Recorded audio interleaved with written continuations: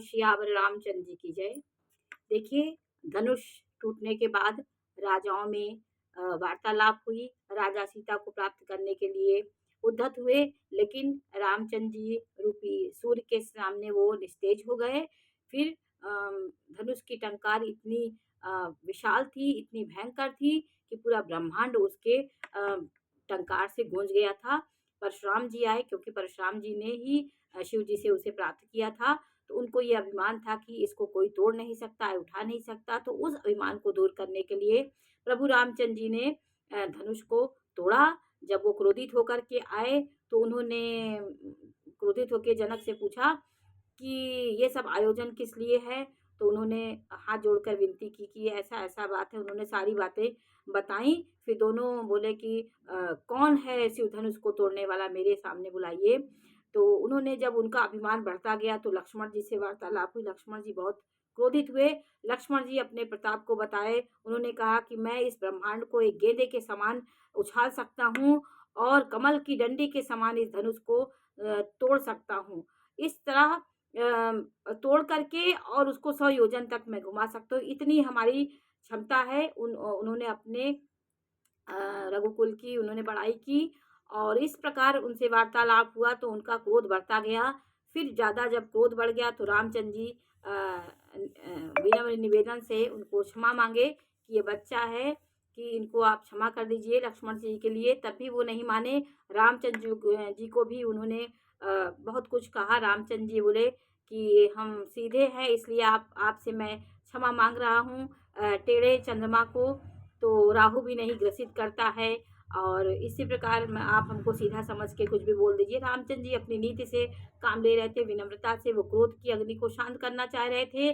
तभी पर परशुराम जी का क्रोध शांत नहीं हुआ। तब रामचंद्र जी ने अपने क्षत्रिय कुल की मर्यादाओं को बताया और उन्होंने कुछ ऐसे बातें बताई। उन्होंने अपने प्रभाव को बताया। अब वो तब परशुराम जी को विश्वास हो गया। उन्होंने कहा, ये विष्णु जी का धनुष है, इसको तोड़ के दिखाओ। जैसे ही उन्होंने उस धनुष को छूने की कोशिश की, वैसे ही धनुष टूट गया। तो उन्होंने विनम्र निवेदन करके, हाथ जोड़ करके उन्होंने प्रार्थना की, हे प्रभु, हे राम, आपकी जय हो, आपकी जय हो। उनकी कीर्ति का बखान उन्होंने किया। इस प्रकार परशुराम जी शांत हुए, उनका अभिमान दूर हुआ। भगवान रामचंद्र जी अभिमान को ही ग्रहण करते हैं। किसी के अभिमान को दूर करने के लिए अभिमान को नष्ट करने के लिए उन्होंने सारी ये लीला की थी। परशुराम जी का अभिमान नष्ट हुआ, क्योंकि वो अपनी वीरता का बहुत बखान करते थे। इसी प्रकार देखिए, विष्णु भगवान ने भी नारद जी के अभिमान को उन्होंने तोड़ा था। नारद जी को अभिमान हो गया था कि मैं ब्रह्मचारी हूँ और मैं कामदेव को जीत लिया हूँ। उन्होंने शिव जी के पास जाकर ये बातें कही। शिव जी बोले, अरे हमसे तो तुमने कह दिया, लेकिन विष्णु भगवान से ये बात मत कहना। लेकिन तभी पर नारद की बात में पेट में कोई बात नहीं पचती थी। वो दूर संचार का कार्य करते थे, किसी बात को वहाँ पहुँचाते थे। फिर वो ये एक उनका कार्य था, उस कार्य को कोई नहीं प्राप्त कर पाया। नारद भी अपने स्थान पे बहुत बड़े दूर संचार के जो भी कार्य होते हैं, यहाँ की बात, इस लोक की बात वहाँ लोक की करने का नारद का कार्य होता है। तो नारद के मोह को भंग करने के लिए विष्णु भगवान ने एक नगरी रचाई। विश्व मोहिनी को उन्होंने प्रकट किया, उनके अभिमान को दूर करने के लिए। उनको ये भी अभिमान था, मैंने काम को जीत लिया, मैं ब्रह्मचारी हूँ। तो जब फिर सुंदर नगरी बनाई, उस प्रकार उनका स्वयंवर हुआ विश्व मोहिनी का। उनको उन्होंने कहा कि आप, विष्णु भगवान से कहा कि आप अपना सौंदर्य मुझे दे दीजिए थोड़ी देर के लिए, क्योंकि वो एकदम व्याकुल थे उस सुंदरता में, क्योंकि माया में नाच रहे थे।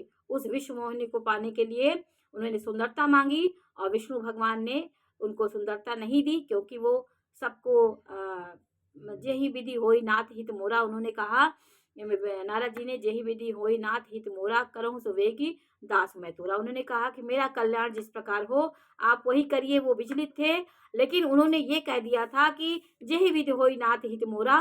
तो भगवान ने उनके हित में ही ये माया की नगरी रच के उनके मोह को भंग किया। जब उनके मोह को भंग किया, वो बंदर जैसे हो गए, उनका चेहरा बंदर जैसा दिया। लेकिन माया की दुनिया थी, तभी पर श्राप लगते हैं, क्योंकि योग माया की दुनिया होती है।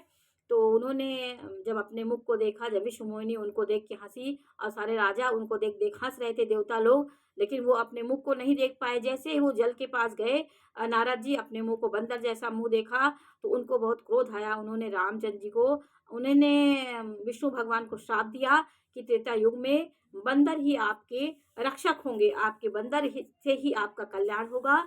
ये श्राप उन्होंने दिया, उन्होंने स्वीकार किया, क्षमा माँगी। फिर मानव रूप में प्रभु विष्णु भगवान ने जन्म लिया राम के रूप में। फिर उन्होंने धरती का उद्धार किया, रावण का वध किया। इस प्रकार भगवान का योजनाओं के अनुसार और श्राप के अनुसार जन्म होता है। ऐसे हम भी हम प्राणियों का भी इसी प्रकार कई जन्मों का चक्र चलता रहता है और हम उसी जन्मों के अनुसार अपना जन्म पाते हैं। अच्छे जन्म रहता है तो अच्छी संगति होती है, अच्छा ज्ञान होता है, अच्छी विवेक होता है, अच्छे कुल में मेरा जन्म होता है और मेरा प्रारब्ध खराब रहता है तो सब कष्ट में होता है। इसलिए प्रभु के दामन को पकड़ के हम अपने प्रारब्ध को कष्टों को दूर कर सकते हैं। बोलो सियावर रामचंद्र जी की जय। अब मैं आपको ये बताने जा रही हूँ कि स्वयंवर की जब तैयारी हो रही थी तो क्या नज़ारा था जनकपुर का। ऐसा नज़ारा था, भव्य आयोजन उन्होंने किया था क्योंकि सीता का उन्होंने इतना बड़ा प्रण किया था, धनुष टूटने का वो पूरा हो गया। फिर उन्होंने सब राजाओं को बुलाया और इतना सुंदर भव्य सजाया कि ब्रह्मा जी भी उसकी सजावट से देखने में हार गए। इस प्रकार उनका जनकपुर की सजावट थी कि उसका कोई वर्णन नहीं किया जा सकता है। शारदा शेष कोई भी उनका वर्णन नहीं किया जा सकता है। तो राजा ने जनक जी ने अपने दूत भेजकर श्री रामचंद्र जी की अयोध्या नगरी में उन्होंने निमंत्रण भेजा दशरथ जी को। उन्होंने निमंत्रण दिया। दशरथ जी ने जैसे ही उन दोनों को देखा तो हर्षित हो गए और उन द्वारपालों को, जो राज द्वारपाल थे, राज द्वार पर आए। वो दोनों दूत जो थे राजा के द्वार पर आए। राजा ने उनको यह सुनकर बहुत उनको अंदर बुलाया, उनका स्वागत सत्कार किया। फिर दूतों ने प्रणाम करके चिट्ठी दी और जनक जी ने उस चिट्ठी को पढ़ा और उन्होंने निमंत्रण सुन के बोला कि उन दूतों से बोला कि बताइए, मैं जब से मेरे दोनों पुत्र विश्वामित्र जी के साथ गए हैं, कोई समाचार हमको इस प्रकार का नहीं मिला। बताइए क्या समाचार है। उसने उनको चिट्ठी पढ़ी उन्होंने और उनके नेत्रों में जल भर आया और आँखों में आंसू भर आए। प्रेम आनंद से वो दशरथ जी प्रेम से भर गए। उनका शरीर पुलकित हो गया, छाती उनकी भर गई और फिर उन्होंने हृदय में राम और लक्ष्मण हैं, हाथ में सुंदर चिट्ठी है। हृदय में राम लक्ष्मण है, हाथ में सुंदर चिट्ठी है और वो राजा उसे हाथ में लिए हुए कह रहे हैं खट्टी मीठी कुछ भी बातें उनके मन में आ रही। फिर धीरे धर के उन्होंने पत्रिका पढ़ी। सारी सभा जितनी सच्ची बात सुनकर हर्षित हो गई। वो निमंत्रण सुनकर सारी प्रजा हर्षित हो गई। जितने लोग बैठे थे हृदय में राम और लक्ष्मण के उन्होंने भरत जी खेलते हुए आए। उन्होंने भाई शत्रुघ्न सहित उन्होंने पिताजी से पूछा, पिताजी कैसी चिट्ठी है। तो उन्होंने बताया कि ये निमंत्रण है। फिर वो बहुत प्रेम से सकुचाते हुए पूछे कि पिताजी चिट्ठी कहाँ से आई है। तो उन्होंने बताया कि उन्होंने देखे 290 दोहे में है, कुशल प्राण प्रिय बंधु दो अहि कहूँ कही देश, सुनि स्नेह साने वचन बाची बहु निर्देश। हमारे प्राणों से भी प्यारे दोनों भाई कहिए सकुशल तो हैं। भरत जी ने कहा। तो उन्होंने कहा कि दोनों भाई अच्छे हैं। स्नेह से सने वचन सुनकर राजा ने चिट्ठी पढ़ी। उन्होंने कहा, चिट्ठी सुनकर दोनों भाई पुलकित हो गए। इसने इतना हो गया था कि वो पुलकित हो गए और उसके वर्णन नहीं किया जा सकता है। प्रीति पुनीत भरत के देखे सकल सभा सुखु लहे विषेखी। चिट्ठी सुनकर सब लोग प्रसिद्ध हो गए और भरत जी का पवित्र प्रेम देखकर सारी सभा से विशेष सुख प्राप्त किया सारी सभाओं ने। इस प्रकार राजा दशरथ आनंदित थे और तब राजा दूतों के पास बैठाकर मन को हरने वाले मीठे वचन राजा ने उन दूतों से पूछा। कहा कि दोनों बच्चे कुशल से तो हैं, तुमने अपनी आंखों से उन्हें अच्छी तरह देखा है। अपने पुत्रों के बारे में वो उन दूतों से पूछ रहे हैं। तो सांवले गोरे शरीर वाले वे धनुष और तरकस धारण किए रहते हैं। वो उन दूतों ने बताया कि उनकी बाल अवस्था है, विश्वामित्र मुनि के साथ हैं। तुम उनको पहचानते हो तो उनका स्वभाव बताओ। राजा प्रेम वश हो गए। बार बार इस प्रकार कह के उन दूतों से पूछ रहे हैं कि हमारे बच्चों कि क्या क्या हालचाल है। देखिए ये राजा का विवलता थी क्योंकि गुरु ले गए थे तो उनको विश्वास था।